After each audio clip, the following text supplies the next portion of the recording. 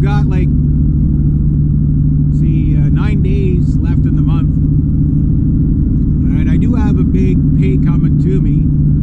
That plus whatever I make in the rest of the week could possibly zero out my credit card this month, 3 months early. So that I'd be really, really, really happy with, you know. But even if I don't get it right to zero, it doesn't have to be right to zero. It just has to be low enough that I can start using it again, right? But you know,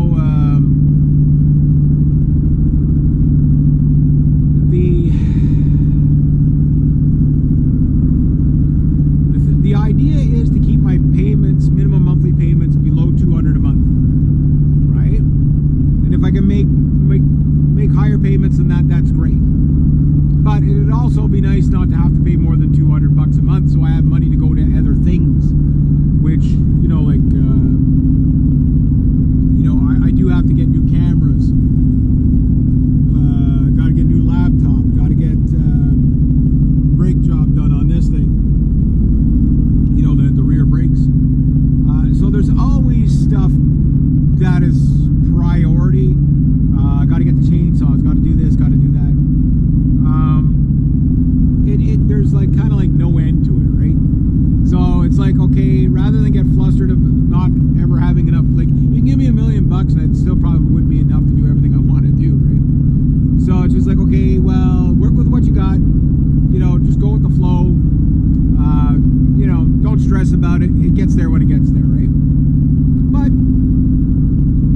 August should be an interesting month because I got to do it this week. I'll probably be talking to her today, but I got to set up a show for Amanda and I. And her and I haven't practiced in a long time, and I was going to listen to some of our Light of Hope Project songs. If you do if you go on my channel page and you do the bar search for videos on this channel, you type in Light of Hope, you'll find there's about 8 videos there of her and I singing. She's really wonderful. So I'm looking forward to that. But like, if we're going to be doing a 3-hour show, there might be another guy. Apparently he does Johnny Cash, so I might be doing some Johnny Cash songs. That's fine, I have no problem with that. But 3 hours of Johnny Cash, okay, fine, you know. But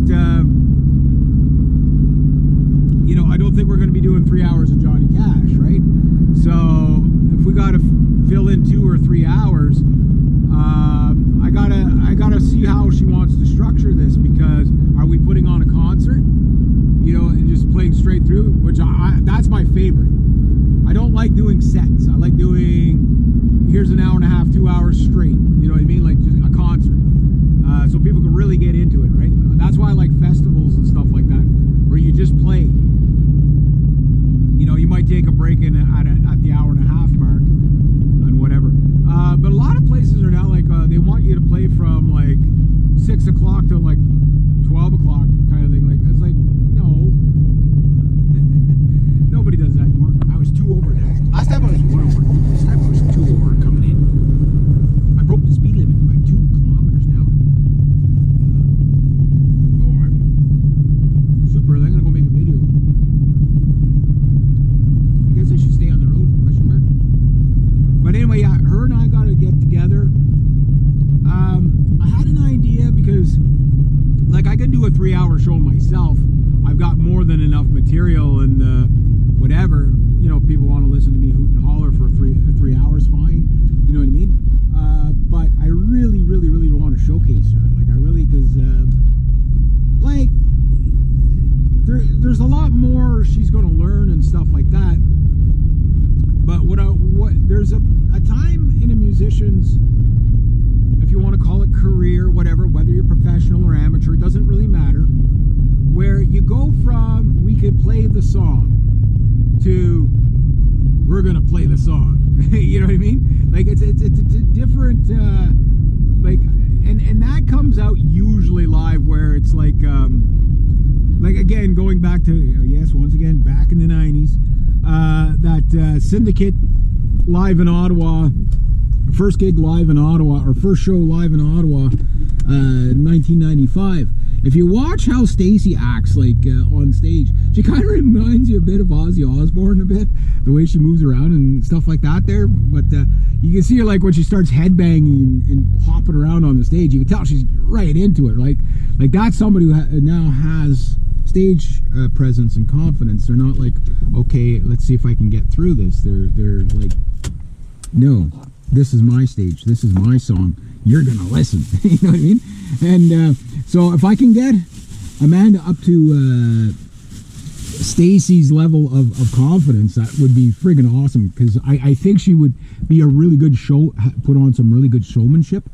I just, because when we finished up, when Amanda and I finished up, it was the beginning, okay, I think it was 2021.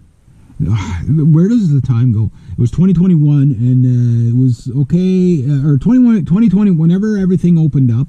She's like, oh great, I gotta go open my shop.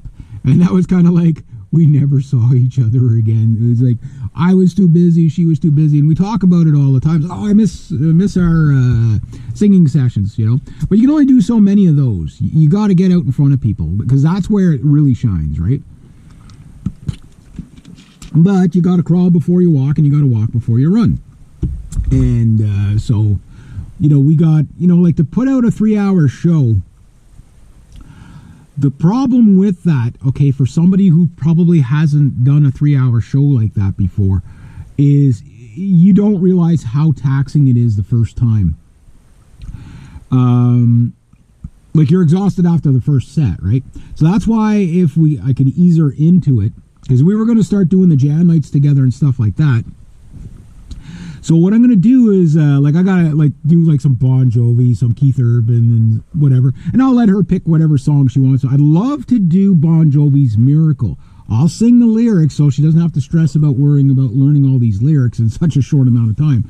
We've only got like a month or so, maybe 2, right?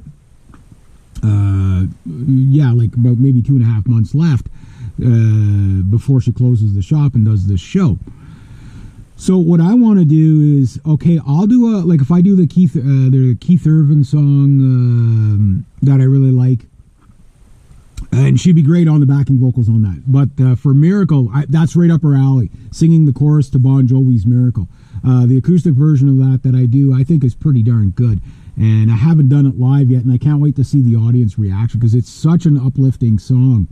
And to tell you the truth, like, okay, yeah, you can play what do you call it, Dead or Alive. Everybody loves it, right? You can play what do you call it, Blaze of Glory. Everybody loves it, right? But you play that song, they're not expecting it, but it's such a lovely song. Right, it's so good live. Like Bon Jovi does it live acoustically and stuff like that, and it's just, you know, I mean, the guy's still going.